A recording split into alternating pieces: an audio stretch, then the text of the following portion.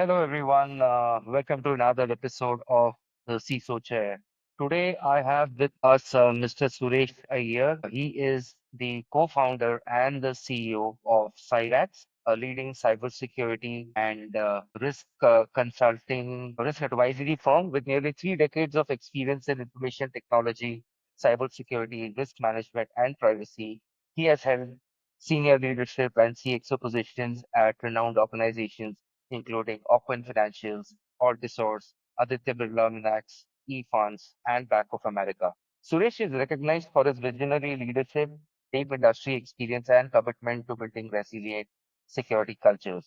Under his guidance, Cyrax has achieved significant growth, industry recognition, and a reputation for delivering client-centric, innovative solutions in the rapidly evolving world of so thank you so much again, Mr. Suresh, for joining, and such a pleasure to have you with us today. Thank you, Ashish. It's a pleasure talking to you again. And in this new avatar of you leading the CISO chair, I think it's a phenomenal initiative from you, and kudos to you. And wishing you the very best in CISO chair to talk to many great leaders, bring in the wide industry experience, and what you can share to the community. Great initiative. Congratulations, and all the very best to you in this. Thank you so much, sir. Appreciate the kind word. And with that said, I'll quickly summarize some of the key segments that we will be touching upon today. So probably we will start with your personal journey and your leadership mantra, so to speak.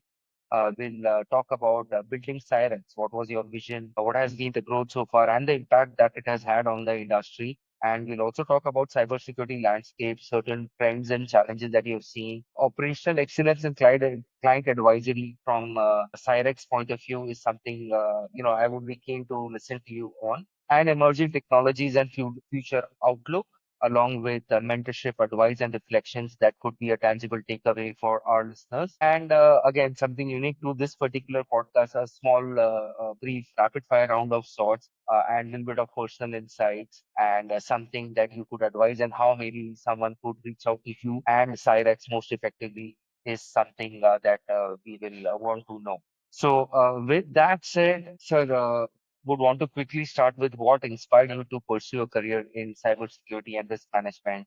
And were there any defining moments that shaped your journey, something particularly important that could guide our listeners and provide some tangible takeaways? Thank you. So, if I look back my journey in my professional career, I started off working with Bank of America and the core of technology, data center technologies, establishing telecom networks, data center networks, setting up mainframe networks, and those kind of things, which are typically required for a bank and things like that. It gave me a tremendous experience working with a sort of a global audience that I had to work because many times my data center counterparts were in London, Hong Kong, and things like that. So it gave me a lot of experience that way. And that's the time when the outsourcing industry in India was coming up. Wage arbitrage was a very important consideration, and technology was a great enabler. So I moved into technology in the BPO industry. But that's how the journey moved into the BPO side. But as I was in BPO, I realized if wage arbitrage was one reason why work was coming to India, security was one reason why work was not coming to India. So I said, let me understand this better, and then I pivoted my focus more towards risk management. And so it was infosec, it was not cybersec. That we put ourselves as infosec practitioners building things, and I that led me to lead the security for Aditya Birla Group's outsourcing company called Minax, and I was the chief security officer. And then as I built more and more, I realized that a security guy can be very effective if he understands the business that he is serving. So there's no, security is not isolated few technologies that you implement for posture. It has to help the business. It has to be congruent with the business growth. And towards that, I started taking operational risk as my additional portfolios, and those enabled me to lead a function in a large mortgage service company for this globally. And that's when I had a lot of experience with regulators, and I had to be directly facing regulators as part of my role. I think that gave me an immense flip to what I was doing and how I was establishing security for the organizations that I served. And that's when we decided, okay, I said, if I can do this, why can't I do this as a business, as a consulting practice? So that's how Cyrax was formed. I started with a friend of more than 25 years, Murari Shankar. We almost pretty much started our careers together, and very, very close friend, very similar backgrounds, and infrastructure technologies, cybersecurity, and CISOs in global organizations. So we said, let's together start Cyrax in 2017. So we launched on the Vijayadashmi Day on 2017, and that's how we have spent the last 8 years now, or closer to 8 years now, in this. And incidentally, 7th of July was the day we started. So 7717. So to put in the word, so the paraphrasing, साथ साथ एक साथ एक साथ हम करेंगे हम जीतेंगे. And that's how Cyrax was born. And so my entrepreneur journey in the last year has been no moment of dullness, great excitement days. Today, built close to about 200 people, doing some fantastic work, to more than about 800 plus clients, over 3,000 engagements. I think it's been a phenomenal journey. That's great to hear. Thanks for that. And what I find inspiring is not just the journey and the evolution of Cyrax in this short period, but also the camaraderie and the change and the impact that Cyrax is bringing to the industry. And with that said, like you did mention about some of the roles that you have had, having held certain CXO positions across multiple global organizations, what leadership lessons have stayed with you throughout your career? So my boss used to say, keep it simple, work on anyone's strength and not on weakness, and do exactly what your organization wants. And ethics is not an afterthought; it runs through your DNA. So I think I've just followed this. That's so whether you call it success or not, that my path has been that way, clean. Yeah, yeah, and can imagine it. Again, would not have been an easy journey. You've come a long way, inspiring so many professionals and companies around with your work. Maybe can you, if you can touch upon a quick story or maybe an experience or a challenge that you look at as a turning point in your professional journey and how you chose to navigate it, or how did you look at it? I was intensely facing the regulators as part of my role in the mortgage service company that I used to work for. That when I was talking to the regulators and I was seeing the world moving towards a highly regulated, one thing was very, very clear, that the regulators are going to get more powerful. They're going to define more charter to the way their industries or the industries that they control are needing to operate to a secure world. And hyper digitization of the businesses was happening. So these were very, very important factors. See, the more digital the world is becoming, the more susceptibility to cyber frauds. And therefore, the need for a cyber security posture to be well secure is very, very important. And that, I think, was the turning point. I think the conditions in India were also fairly conducive for the entrepreneurial journey at that time. We saw a huge fillip in the industrial growth.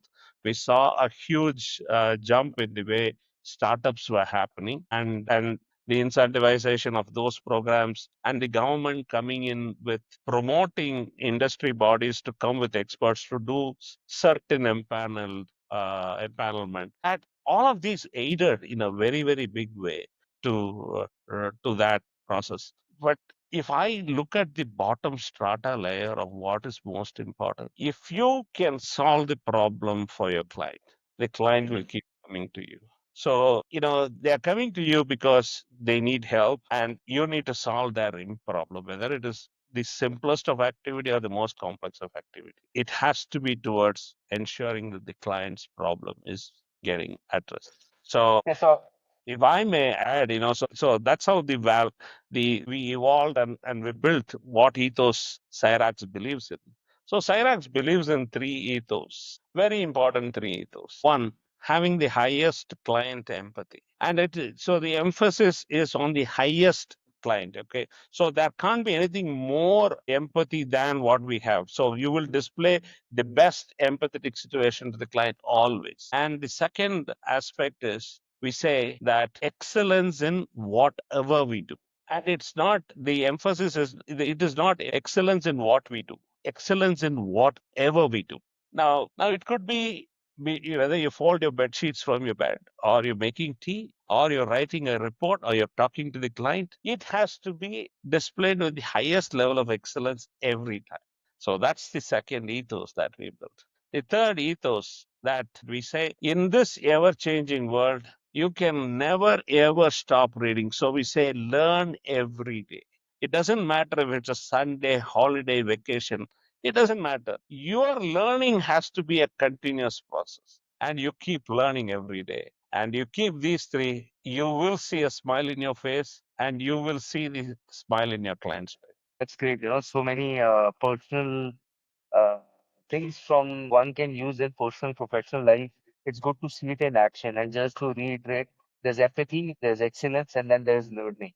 And this is again a non-stop process, both on personal, professional, career, on every front, so to speak. Thanks for that. So Cyrax has seen rapid growth, multiple awards, expansion across different regions. Do you still attribute to this sustained success to all of the 3 points that you just mentioned, or do you also feel there is an element of timing, there is an element of strategy? I'm sure there must be, or maybe there's anything else that I might be missing out on. Yeah, of course. See, we have to do what the client wants. Okay. So we have pivoted many times to do that. When COVID happened, we actually said we'll do a work from home assessment for the clients. So it was a very short-lived because everyone was getting hyper to say, my organization is doing work from home. What are the risks emanating from that? I said we came back, but I think it's time people have, that time has moved on. I know nobody wants, they want to know the overall posture, but they're not asking for work from home as a separate option to be looked at. Okay. So we built separate programs for malware analysis. And then we have built a separate tool also for that to identify. But as we realize that these are smaller services, they are embedded into our other service lines, but they are no longer service lines. Similarly, we actually said we will build forensic as a practice. Then we realized that the market is not, see, forensics require an element of returnership. So the returnership and the actual, during the moment of crisis, the actual forensic activity. Now, then we realized that we are not going to build a big practice on this. We still do that, but in a smaller number, because that's, the market is not taking that as a as an absolute need. So there are players who are actually having huge presence, and they continue to be leaders in that space. Said we have realized that we have the capability, but we don't have the ability to scale in that direction. So we pivoted out of it. So there are many things that happen. So strategies keep evolving as the time changes. Now people are asking AI, what are the risks relating to AI? I think just like how when cloud moved in, there was a lot of hyper action in that space. Now it's the AI's time. So AI hyper action is happening all this place. I'm sure the dust will settle down in that too. And then the organization will make firmer needs about what they want. And each company to survive needs to pivot in and pivot out. And these are must, and that has to happen. Yeah, completely makes sense, and thanks for sharing that. So I'm aware that Cyrex also works with a lot of enterprises and SMEs as well. But I'm also curious to know what makes Cyrax a preferred partner for the smaller organization. And by smaller, I'm referring to startups or somewhere between an SME and a startup. So we looked at it when we started the company. So we had large organizations like the Big Four were fairly well entrenched in the enterprise market. And what was happening was there was a lacuna for the SME and the startup ecosystem. We said that's our sweet spot. So we started working with them. Having said that, the economies of scale happen in enterprise segment because their ability to consume is high. So the cost of acquisition, if I say the sales effort for SME segment would be X, and then the on the enterprise segment could be 10X. So there is so you can't. So as we kept moving, but we realized one thing: whichever client that you work for, it doesn't matter. whether it's a 10-member organization or a 10,000 member. Thou shall not change your service lines anyway. In fact, we have a very, it doesn't matter who the client is. You understand their business, do the delivery in exact terms, what they need, whether they are, and nobody in delivery has any view of what is the cost that we do it for. I said, you should be totally oblivious to that because you have only one way to deliver, and that's the highest quality. And you keep doing it, it doesn't matter. So we don't have grades of service. So that's only one grade of service, which is what we do. Interesting. No grades of service, no tiering. Everything is supposed to be excellent and empathetic. Wonderful, wonderful, sir. Makes sense. Thanks for that. So I'm just curious to know, especially for these smaller organizations or maybe even startups, a lot of companies today do not have a dedicated role of, say, CISO or a security leader, so to speak. How and in what capacity can Cyrax help such organizations, either in terms of servicing or in terms of consulting or advisory? And what do you generally recommend to such companies who don't have that?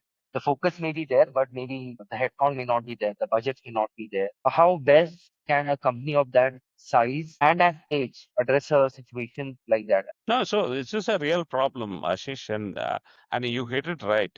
So we actually called it as we called it as a virtual CISO service. We call it the CISO services. So the office of CISO has a number of activities that we need to do. So we built it, calendarized it, and then said these are the 80 things that the CISO office would do. We'll go and do all the 80 things. And as we went in, we were also not clear what the client wants. So we said, we'll try this. And as we built in, we realized we said we think the 80 is what needs to be done. The client will want the 81. And so we were humbled a number of times in that. Then we said, okay, then went ahead and said, okay, now let's build a platform to provide this as a service. So we built Compass to ensure that smaller organization, mid-tier organizations have an efficient way to manage their security posture. Single source of truth, easy ability to manage all compliances in one place, reporting and be audit ready every day. These are problems any CISO face. And towards this, how do we go ahead and get the qualified assurance to the board that everything is indeed happening, or the risks are there, but we know these risks and this is how we are addressing. So this is something that we needed to do, and we said we built a platform. It took us about a year and a half. So last year in October, we launched the platform. Now we have close to about 25 clients who are using this platform for us to deliver the CISO services. And I think it's been an incredibly warm reception for that. And as we speak, we are building AI capabilities into that. So we have unified compliance. So which means somebody could be ISO as a need, RBI as a need, SEBI as a need, or PCI as a need, or it could be HIPAA, high trust, or GDPR, California privacy law, name anything, or it could be SAMA in the Middle East region, or any of these. Now, a combination of these would be needed, and when you start doing the combination, then management of these gets complex. So we said you'll have one unified control that you will need to be compliant to, and each of the controls will be broken down in a very simple task that you need to go ahead and enable. So we built that and automated that. Now, as we speak, we are building the RAG and the AI capabilities on top of that. So the client can actually use natural language to query everything about his environment. How am I compliant to section, the 43 point for section 43 in my RBI compliance? Our RAG would be able to respond to that, things like that. So we're building a highly, iterative model on that. That's building capabilities and making it seamless for our clients. That's great, and what really comes to my mind when you speak, there are three major challenges that it is solving. One is the whole consolidation of all of these compliance requirements and controls, the automation part of it, and more importantly, again, the visibility and the trust that management would have with a unified platform like what you mentioned. So that's great, and that's good to know that there is something kind of off the shelf available, which will of course need to be tuned and tweaked to make it applicable to the organization. or the industry in which a company might be operating? So we have used the large products, and I don't want to name them here, but I've known you have to hire a person trained in that product one, and then what? Yeah. So there are these products also say certified. So you have to get that certified, and they are slightly above the tag than normal guys. Then you go ahead and implement. And typical time for implementing these solutions are anywhere between 6 to 9 months, and effective throughput of usage is anywhere between 18 months. Now we said in 2 to 4 weeks you should be fully ready with the configuration readiness for setting up to an organization. And in exactly 1 month from there, meaningful insights have to come. So we are very, very clear about our goals here. We said if we are taking more than that time, that's a fundamental problem. In it. So we have fine-tuned it in a way that we can go ahead and implement it in the shortest possible time, making it very seamless for our clients. Yeah, I think that completely makes sense because again, the compliance world is so complicated in itself, and the leaner approach and the faster go-to market, if I may call it, is something that would really interest a lot of companies and a lot of smaller and bigger organizations. Go to market is my strategy but from a client point of view, he has decided to take, and we should be able to make it useful to him at the shortest possible time. And that speaks of true partnership with, that's what Cyrax brings to the table. It's the term of vendor and third party, I think, is out of the window in today's times. It is all about partnership. Yeah, so if any client has any problem, it is our problem to solve today. We have to stay tuned with the client and solve his problem, and the client then becomes your permanent friend. I think makes sense, sir. So one question that I had on my from the positioning standpoint of CyRAACS, is it a service company who also has a product, or is it a product company who also helps servicing and solutioning, or is it like a unified kind of thing that you had mentioned? Okay, How does one look at it? we started as a consulting company, so it was a pure play services company. In 2020, we started building the product, and then we started launching the product initially for minimum usage internally. Once we saw that we are able to use effective throughput, we commercially launched it in October of 2024, and so in about 9 months today, we have about 25 clients, and there's quite a lot of active interest in the market towards this. What we have transformed is we said all our service lines will move to platforms driven service so that the client has a better experience for what and how they consume our services. So we digitized a lot of these aspects, brought in automation, and then platformizing everything together. So that's how it is moving in that direction. So to your question, so a pure play services company brought in a product, ran as a separate product company. Now you see a amalgamation of this two into a platform. Understood, sir. Thanks for that. And because I know Cyrax is working with so many different clients in so many different industries, is there any particular industry that you associate it with, or you feel that particular industry, Cyrax supporting these industries? So anything in particular that you might want to call out explicitly? See, every industry needs security, and so when we started, we were said we are agnostic to which industry that we need to serve, but we will go ahead and learn and do what that industry needs. So have you? So what we said was we started going to all companies, but we realized the BFSI industry in India is mature and the regulate and heavily regulated. So it's a simple logic, Ashish. Would you wear a seat belt in the city? There's no need because you're driving. You can't drive beyond 40 kilometers and there's per hour, and there is no need for you to wear the because you're not going to meet with an accident inside the city technically. Okay, though, and therefore you may actually say unless the traffic cop comes, I am not. There's no need for me. Now Euro 6 and so many other standards have come. The vehicle will not start. They are trying to make sure that it is happening. So that there are a number of controls that they have put in. Cybersecurity spend is no different. So when it is compliance driven, cybersecurity spend happens. If it is pure play risk driven, then the risk appetite of the company decides to say at what time they want. You're the same person who is hesitant to wear the seatbelt. But when he is going at 120 kilometers per hour in a highway, he wears the seatbelt because he knows for his safety he needs that. So the same person acts differently in a compliance environment and a risk environment. The compliance environment is where he doesn't feel the risk. and he feels the regulator. So I think Indian consumer in cybersecurity is largely compliance driven yet, but I'm seeing a huge change moving towards risk based spending. So because we are actually doing compliance based, banking partners have become our biggest client. So NBFCs, banks, small banks, private banks, lending companies, then insurance companies, capital market companies, super app companies, fintechs. So this is the ecosystem is the one that we see the palm in our hand.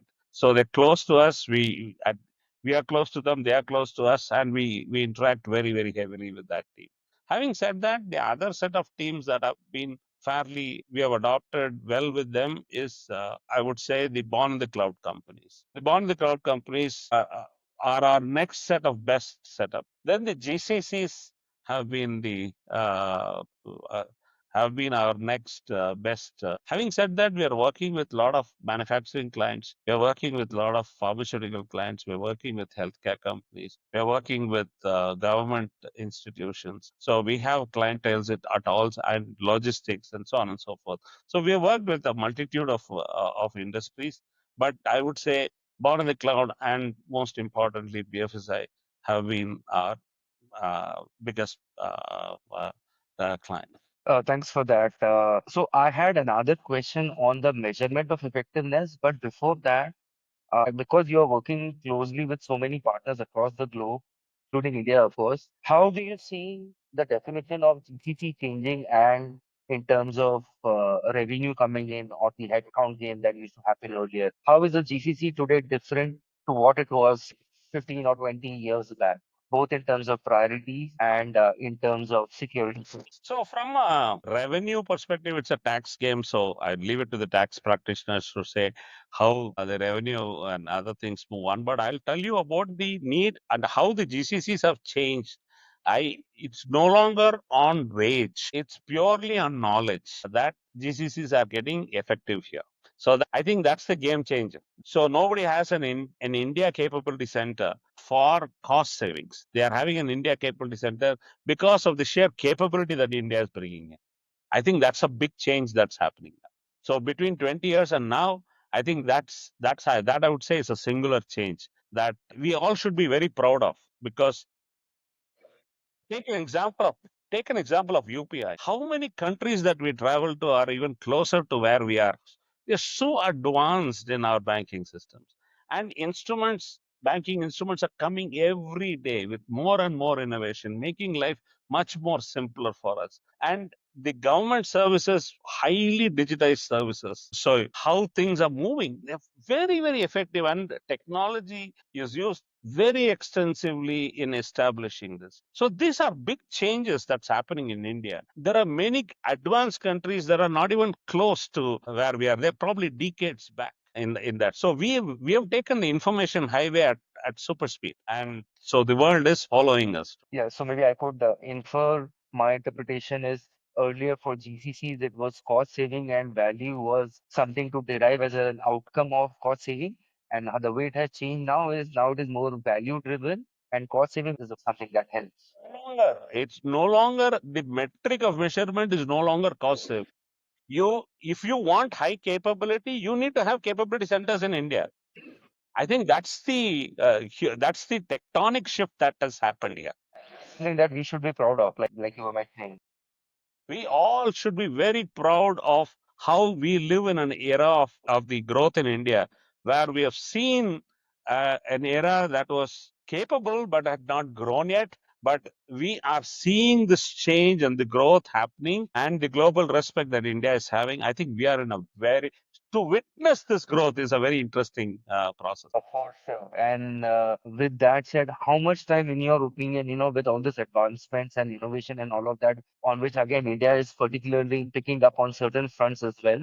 But I don't think that day is also very far where we'll have where we'll see bigger organizations being founded in India and kind of having a major impact across the globe, both on technology and functional standpoint. So I was talking to a friend of mine who was actually a early stage investor, and he's seeing that increasingly Mauritius companies, Singapore registered companies, as holding companies are no longer, most of them are now coming back and saying, we are having an Indian entity, we want funding for India. So I think so the confidence of the entrepreneur now to say, I want funding and I'm here is a very different focus and shift that has happened. So this is coming from the market confidence. This is coming from the investor confidence. This is coming from the consumer confidence. This is coming from the capability that India has built. While we are talking about that, and I'm just curious to also know what trends or innovations in cybersecurity in particular excite you the most right now, both in terms of solution and before taking a step back in the space of where you see a requirement and some innovation could kind of help fill in or maybe help us with the maturity part of the industry and as a practice, so to speak. I think behavior based. So let's understand cybersecurity from a practitioner, from the enterprise. It's a catching game of what the hackers have done. So the hackers have done the job, and you're trying to identify how to. Then you see you're catching. They are ahead in the hackers are ahead in the race, and you're you're traveling behind. Now, this has been at least the shift in the last 15 years. The hackers were ahead of the game. I think the emerging technologies will bridge that gap in a huge way. And with AI coming in, it will bridge that gap closer and closer. The knowledge systems, the data sources, the analysis of the data source, and the quantum compute capabilities that are coming in now.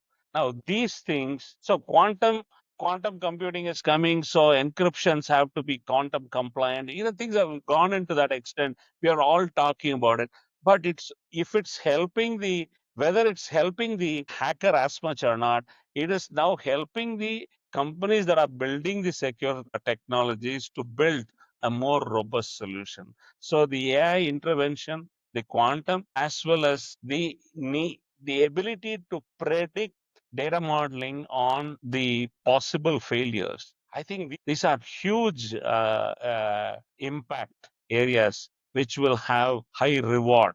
Companies who have built systems on this will be highly rewarded. So heavy duty computing, AI capabilities, and predictive data modeling combined with the combat technologies that you have built in your technologies is probably the way I see the next decade moving. And that also presents itself as an opportunity uh, for the industry to kind of catch up and leverage better more on the defensive side and preempting the offensive side for the risk mitigation part of it.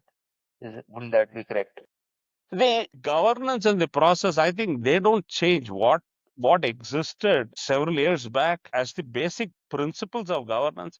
They don't change. Because principles are fairly strong on how that is going to be leveraged. But the speed at which you will, so earlier the SOC analyst was there looking at the alerts and then triaging them. Now all of this is being done by somebody else and giving you meaningful insights. Now it's also saying I can go to the DLP engine and disable that. I can go to the email server and disable that. I can go to this application and stop this traffic. So it's now gone beyond to go back, and it's not merely about looking at an alert and things like that. It has gone beyond, and that's helped immensely in the way how things are progressing. What do you think is next for you and Cyrax, considering the dynamic and the ever-evolving tech space that we are in as of now? A great question. So I ask many times how much time I spend in a day of what we want to see our company 24 months down the line or 36 months down the line. I think, so the constant struggle for the leader is how much time you're going to spend on today's problem and how much time are you going to spend on, because today's problem needs to get fixed. But if you don't think about tomorrow, you will only be worrying about today's problem. So we have taken a cautious approach to say how we will approach our next 18 months. Our next 18 months is going to be heavy automation on platformizing all our services. So that's our and that will help us reach a global audience in a more accelerated way. So that's how we are seeing. So AI enablement of all the product lines. So that is a very important journey that we are talking about. outreach to all our clients to have an enhanced experience of our services is our next, is the simultaneous, the two pivots that we are taking. Together, this will transform the way we will see. So CyRAACS started as a pure play consulting company, advisory company. Now we're moving into a platform. How do you think does the role of a cyber leader change, or how is it different, or what is it that the cyber leaders of today's time need to catch up on to kind of get in line with the evolving emerging trends, technologies, compliance, regulations, and all of that? So it must be significantly different from what a CISO would be doing, or a cyber leader might be doing, say, 10 years back, or even 3 years back, that matter. Hey, this is a wonderful question, Ashish. I have a couple of years back, let's assume various CXO, the chief operating officer next to the chief executive, I think is the closest to the business in the way because he's doing what he's doing. The sales organization is very close to understanding the business. Then, couple of years later, came the CIO. The CIO has to understand everything and therefore build a technology that's going to support all of them in an accelerated way. So CIO became a very important business function. And I'm happy to say that the world is largely seeing the CISO as a business leader. Now, CISOs have to equip themselves to become business leaders. So CISOs knowing how the next gen SOAR is working, next gen EDR is working is important. But needing to know how that can be applied to business in the way how business acceleration can happen, how they can be helped for the business growth is very. But let's understand one thing: a car has brakes not because it can stop. The car has brakes because it can go at high speed. Imagine a car without a brakes. At what speed can you drive the car? You can crank the gear and stop the vehicle. But if you, that's the only way you can stop. But if you have the brake, you can go at 120 and then go for graded deceleration and stop when you want. So that is the need. So cyber security is that pivot, important pivot to understand the business needs and to apply the security so that the business is protected. Is there any particular advice that you would give to aspiring security leaders or CISOs or security professionals who are looking to make an impact? Let's take the example of Steve Jobs.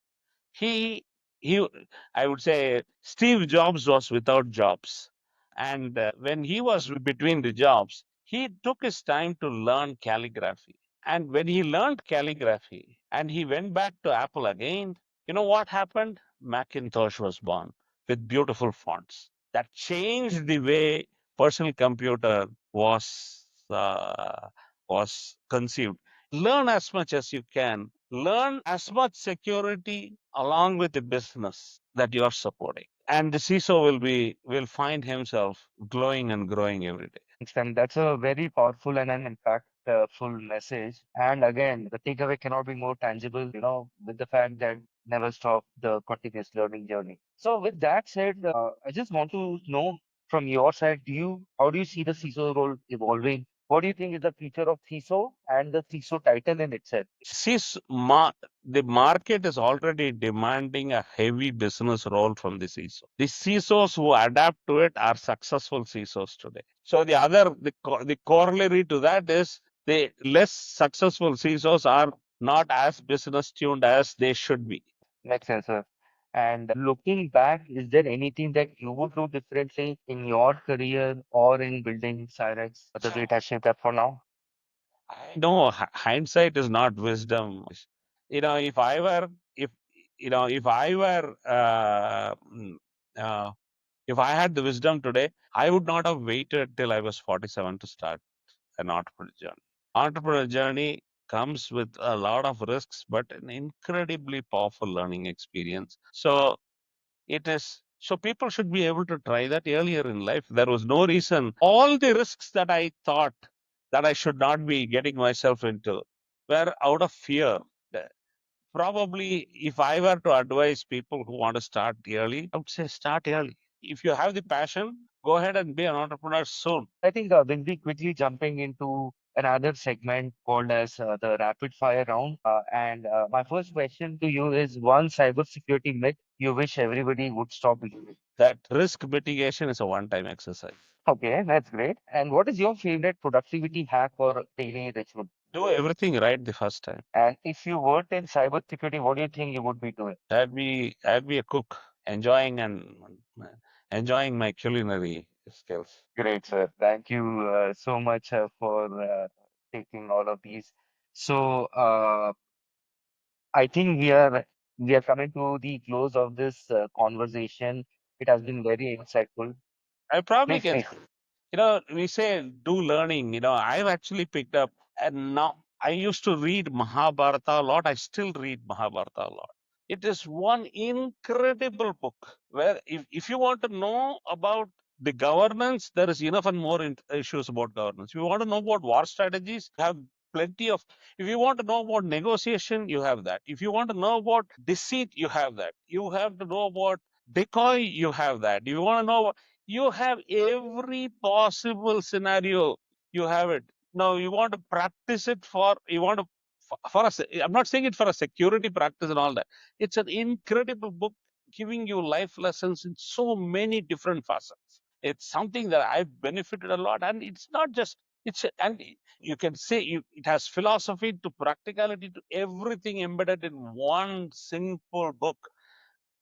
It's a fantastic thing that one can. I read and revel, and I'm amazed at the new dimension I get to read every time I read it. That's great.